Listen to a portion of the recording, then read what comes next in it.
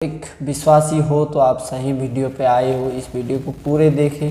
Law of attraction और प्रभु की विश्वास में क्या अंतर है, हम उस विषय पे बात करने, एक दूसरे के क्यों ये खिलाफ है, क्यों ये लोग इस प्रकार की बातें कहते हैं कि, और ये लॉ ऑफ अट्रैक्शन बाइबल से क्यों खिलाफ है। लॉ ऑफ अट्रैक्शन मुख्य टीचिंग ये है कि आप यूनिवर्स से मांगो तो यूनिवर्स आपको हर चीज़ दे सकता है, हर एक चीज़ आपको दे सकता है। आपको लोग इस प्रकार की शिक्षाएं दे रहे हैं। तो क्या कहते क्या आपके अंदर वो लॉ ऑफ अट्रैक्शन जो सिखा रहे हैं उसके बोलते हैं आपके अंदर एक ऊर्जा, एक शक्ति है। उस शक्ति के जरिए आप कुछ भी मांगो तो तुम्हें दे सकता है।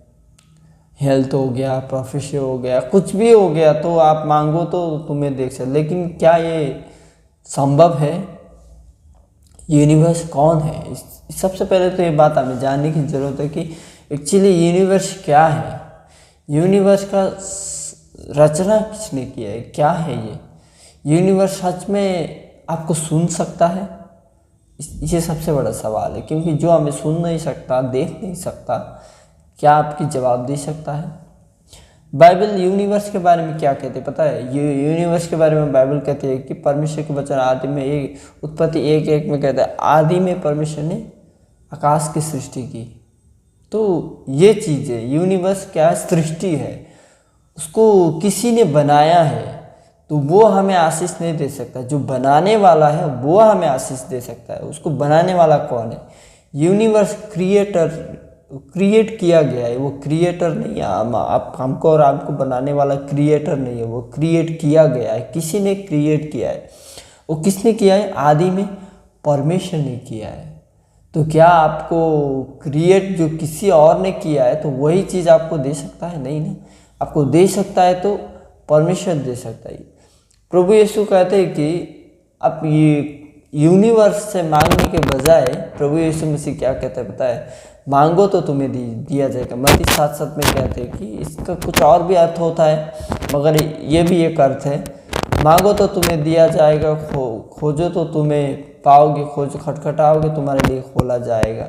मत्ती 7:7 में क्लियर लिखा है कि परमेश्वर से विश्वास करके मांगने से चीज़ें मिल सकती है, मगर उसके लिए भी कंडीशन है।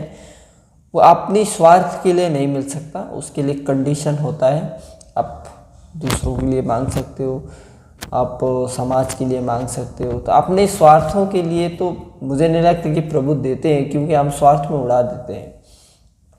ठीक है, तो फेथ का मतलब होता है हमारा नज़र परमेश्वर पर टिके रहना।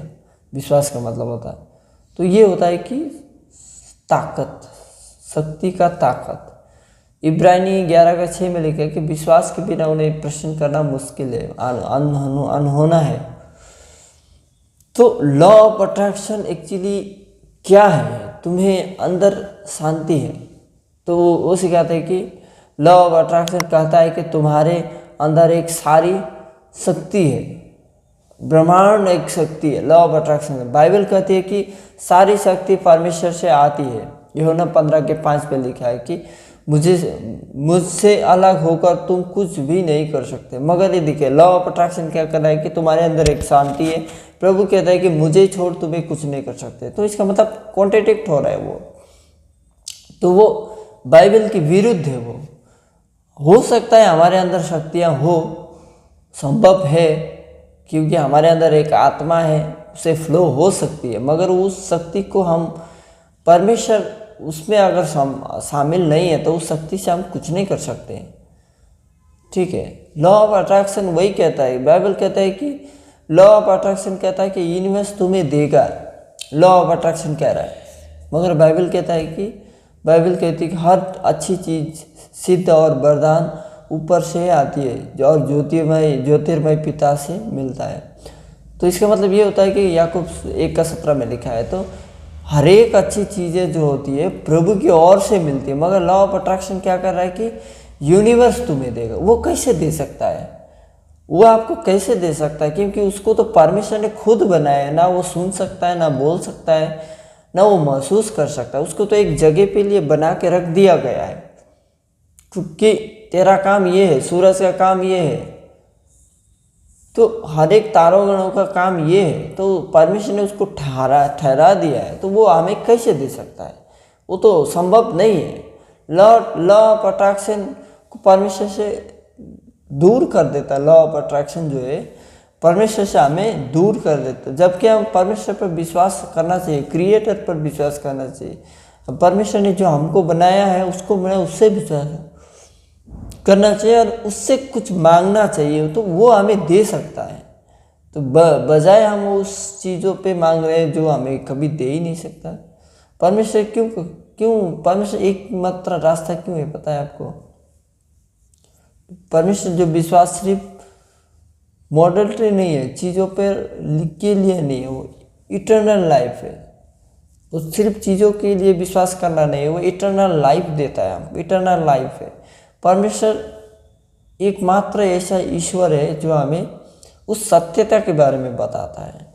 जबकि हम यीशु मसीह पर विश्वास रखते हैं तो हमें सिर्फ हेल्थ या वेल्थ नहीं मिलता, शांति मिलता है, आनंद मिलता है, उद्धार मिलता है, ये सारी चीज़ें अब मिलता है हमको। कई लोग वेल्थ और हेल्थ के लिए पढ़े हैं तो ये वो है, वो अच्छी बात है, बट सबसे इम्पोर्टेंट चीज़ हमको शांति चाहिए। तो मैं यही कहता हूँ कि यूहन्ना 14:6 में कहता है, यीशु ने कहा मैं ही मार्ग, मैं ही सत्य और मैं ही जीवन हूँ, उसे छोड़ और कोई नहीं है। तो इसीलिए ये बात हमेशा याद रखें, लॉ ऑफ अट्रैक्शन गलत है। कुछ चीज़ों के लिए हो सकता है संसार के लिए अच्छा है, बट हम विश्वासी के लिए गलत है। तो भाई और बहनों, यूनिवर्स से कभी नहीं मांगना चाहिए, बल्कि परमेश्वर से मांगो तो उसे देता है वो हमें।